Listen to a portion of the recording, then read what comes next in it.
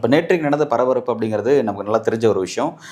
சீமான் வீட்டில் ஒட்டப்பட்ட அந்த சம்மன் அது கிழிக்கப்பட்டது. அந்த கிழிக்கப்பட்ட அந்த சுபாகர் நினைக்கிறேன், அவர் நாம் தமிழர் கட்சியை சேர்ந்தவர். அவர் கைது செய்யப்பட்டிருக்கிறாரு. பிறகு அந்த காவல் சீமான் வீட்டோட பாதுகாவலர் இந்த செக்யூரிட்டி இருக்கிற பார்த்தீங்கன்னா அமல்ராஜ், அவர் எக்ஸ் சர்வீஸ்மேன் சொல்கிறாங்க. அவர் வந்து துப்பாக்கியெல்லாம் வச்சுருந்தாருன்னு சொல்லிட்டு அது ஒரு சீரியஸான ஒரு விஷயமா மாறிச்சு. 2 பேருமே வந்து காவல்துறையை பணி செய்ய விடாமல் தடுத்தாங்க.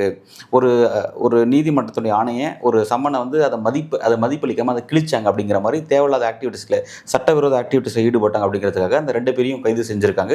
கைது செஞ்சு ரிமாண்ட் செய்யப்பட்டிருக்காங்க அப்படிங்கிறத பார்க்குறோம்.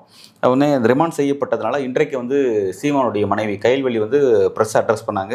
இது மாதிரி வந்து அவங்கள விட்டுருவாங்கன்னு நினச்சேன், பட் ரிமாண்ட் பண்ணியிருக்காங்க. இது வந்து ஒரு கண்டிக்கத்தக்க செயல் அப்படிங்கிற மாதிரி தன்னோட கோவத்தை வருத்தத்தை பதிவு பண்ணுறாங்கிறதெல்லாம் பார்க்குறோம். இப்போ இன்றைக்கு காலையிலேருந்து வந்து கயல்வெளி அவர்கள் அவங்க கொடுக்குற ப்ரெஸ் மீட் நைட்டு ஃபுல்லாக டிஸ்கஸ் பண்ணியிருக்காங்க. டிஸ்கஸ் பண்ணிவிட்டு வந்து காலையில் ப்ரெஸ்ஸை அட்ரஸ் பண்ணலாம் அப்படின்னு முடிவு பண்ணி வந்து நான் தான் சம்மனை கிழிக்க சொன்னேன், நான் ஏன் கிழிக்க சொன்னேன் அப்படின்னா வந்து அதை படிக்கிறதுக்காக கிழிக்க சொன்னேன் அப்படிங்கிற மாதிரிலாம் சில புதிய விளக்கங்கள்லாம் கொடுத்தாங்க அப்படிங்கிறதெல்லாம் பார்த்தோம்.